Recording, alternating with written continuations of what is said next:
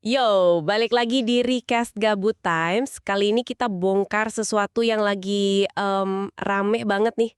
Rame soal apa nih kita hari ini? Soal AI, kecerdasan buatan. Ada peringatan keras dari para bos teknologi. Katanya AI bisa ngambil alih kerjaan kita. Wah, isu klasik tapi makin relevan ya. Bener banget. Terutama katanya nih buat kerjaan kantoran level awal yang kerah putih itu loh. Oh, white collar jobs. Oke.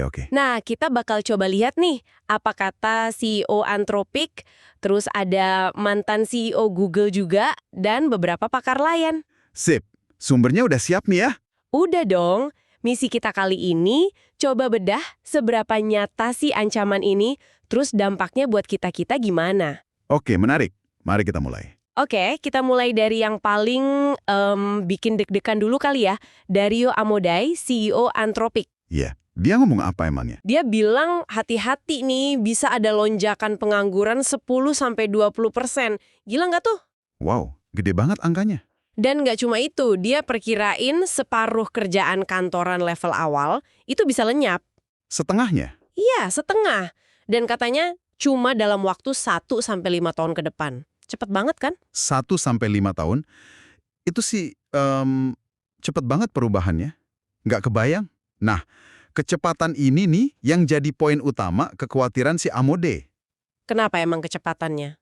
Dia ngegambarin gini, AI itu kayak beberapa tahun lalu mungkin pinternya setara anak SMA lah. Oke, terus? Sekarang udah kayak mahasiswa pinter. Dan ini terus lari kenceng banget perkembangannya. Waduh, Dia khawatir kita sebagai manusia, adaptasinya nggak akan cukup cepat buat ngimbangin gitu loh. masuk akal sih kekhawatirannya. Terus kerjaan spesifik apa aja nih yang katanya paling berisiko? Ada contohnya nggak? Ada disebutin sama dia, kayak layanan pelanggan gitu ya, customer service. Mhm. Terus tugas-tugas admin, entry data, itu kan banyak yang repetitif ya. Iya sih, banyak polanya ya. Bahkan, katanya beberapa peran di keuangan sama konsultan level awal juga kena. Wah, jadi bukan cuma kerjaan entry doang ya? Nah, ini dia yang menarik. Dulu kan kita mikirnya otomatisasi itu ngancamnya pekerja pabrik, kerjaan fisik gitu kan. Iya benar, yang di lini produksi gitu. Sekarang, justru kerjaan kerah putih yang butuh mikir, kerja di kantor, itu yang jadi target utama AI. Beda banget kan paradigmanya? Beda banget. Ini em, agak bikin ngeri juga sih kalau dipikir-pikir. Tapi si Amode ini kan orang AI juga ya. Kok dia malah vokal banget soal risikonya? Agak aneh nggak sih? Justru itu. Dia bilang, dia merasa punya tanggung jawab buat ngomong. Tanggung jawab gimana tuh? Ya, karena menurut dia, banyak pihak lain di industri ini yang kurang vokal gitu. Atau mungkin terlalu fokus ke positifnya aja. Oh, jadi dia ngerasa perlu jadi penyeimbang gitu. Bisa dibilang gitu. Dan dia nekenin, kecepatan perubahan AI kali ini tuh bener-bener beda dari revolusi teknologi yang udah-udah. Skalanya beda. Jadi bukan kayak penemuan mesin uap atau internet gitu ya? Level disrupsinya, menurut dia bisa jauh lebih masif dan cepat. Tapi ya, dia juga mengakui potensi positif AI itu gede banget. Kayak apa contohnya? Ya, buat nemuin obat kanker misalnya, atau dorong pertumbuhan ekonomi gila-gilaan. Cuma ya itu tadi, Mesti seimbang ya antara manfaat sama risikonya. betul. Apalagi ada tekanan kompetisi global kan, kayak Amerika lawan Cina. Jadi susah mau ngerem bentar buat mikirin keamanannya, semua ngebut. Dilema banget ya jadinya. Tapi kan nggak semua orang sepesimis dia kan? Ada juga yang lebih optimis, kayak si Sam Altman dari OpenAI itu. Oh iya, Altman, dia gimana pandangannya? Dia kayaknya lebih santai. Bilangnya pekerjaan itu bakal berubah bentuk aja, bukan hilang sama sekali. Berubah bentuk gimana maksudnya? Dia pernah pakai analogi tukang nyalain lampu jalanan zaman dulu tuh. Pekerjaannya hilang, tapi kan masyarakat jadi lebih maju, lebih makmur. Analogi klasik sih itu. Tapi pertanyaannya, Apa tuh? apa analogi itu masih relevan dengan kecepatan AI yang sekarang ini? Altman kan fokusnya ke adaptasi jangka panjang ya. Mm-mm. Nah, si Amodei ini skeptisnya di situ. Di kecepatan adaptasi kita. Mampu nggak kita, sebagai individu, sebagai masyarakat, bertransformasi secepat AI? Itu intinya. Bener juga sih pertanyaannya, adaptasi kan butuh waktu ya. Nah, ngomongin pandangan lain, ada juga Eric Schmidt, mantan bos Google. Pandangannya lebih jauh lagi nih. Lebih jauh gimana? Dia malah bilang ada kemungkinan AI bisa bikin manusia jadi usang. Kayak nggak relevan lagi gitu. Wah, itu lebih serem lagi kedengarannya. Kok bisa? Karena AI sekarang udah bisa nulis kodenya sendiri, belajar sendiri, berkembang sendiri tanpa perlu banyak campur tangan manusia.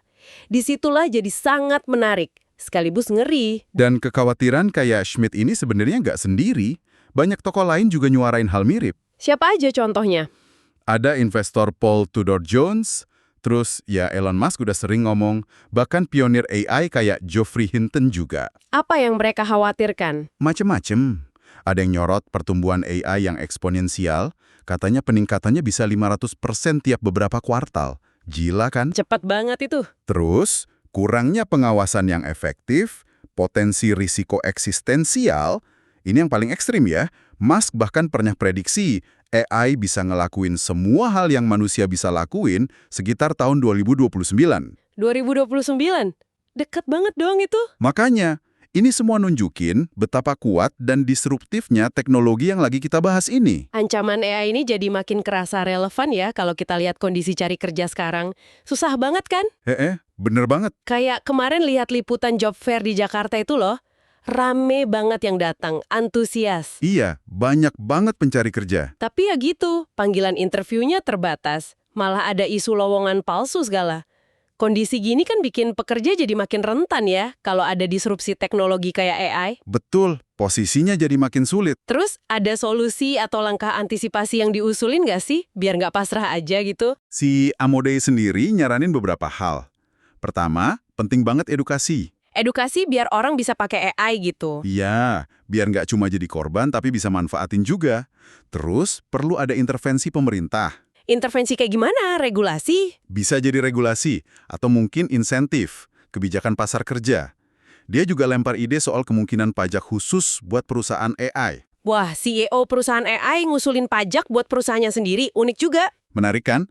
Tapi ya ada pandangan lain juga. Misalnya dari CEO Axios. Gimana tuh pandangannya? Dia lebih realistis aja ngelihatnya. Perusahaan itu kan ujung-ujungnya ngejar profit, efisiensi. Pastinya. Jadi, dalam jangka panjang, kemungkinan besar yang mereka bakal milih otomatisasi pakai AI kalau itu lebih untung. Mungkin awalnya AI cuma jadi co-pilot atau asisten. Tapi lama-lama bisa gantiin beneran ya? Bisa jadi arahnya ke sana. Itu tendensi alaminya bisnis kan? Jadi kalau kita coba tarik kesimpulan nih ya, atau benang merahnya gitu, inti dari semua kekhawatiran ini tuh soal kecepatan. Kecepatan perkembangan AI-nya ya? Betul. Kecepatannya ini benar-benar nggak kayak dulu. Nah, ini yang berpotensi banget ganggu pasar kerja, terutama yang level awal kerah putih itu. Dan ganggunya bisa lebih cepat dari kemampuan kita buat adaptasi. Tepat, itu dia masalah utamanya.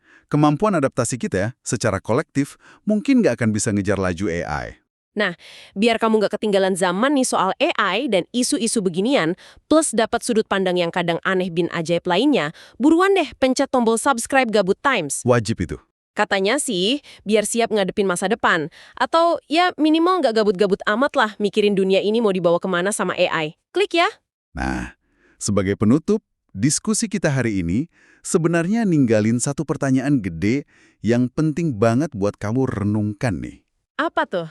Kalau ya, AI benar-benar ngambil alih begitu banyak pekerjaan.